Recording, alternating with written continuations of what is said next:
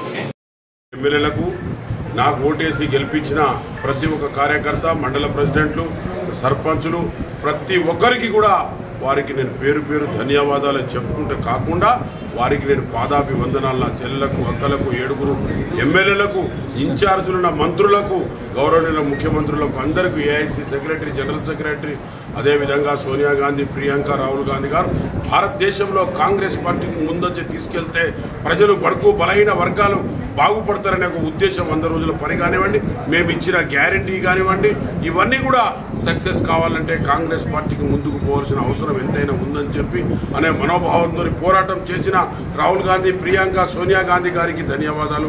అదేవిధంగా నా పార్లమెంట్లో పనిచేస్తున్న ప్రతి పనిచేసి నన్ను గెలిపించిన ప్రతి కార్యకర్తలకు, అన్నలకు, తమ్ములకు, అన్నలకు అందరికీ కూడా, మహిళా అక్కలకు, చెల్లెలకు, అన్ని కులాల వర్గాలకు అతీతంగా వారికి నేను పాదాభివందనాలు.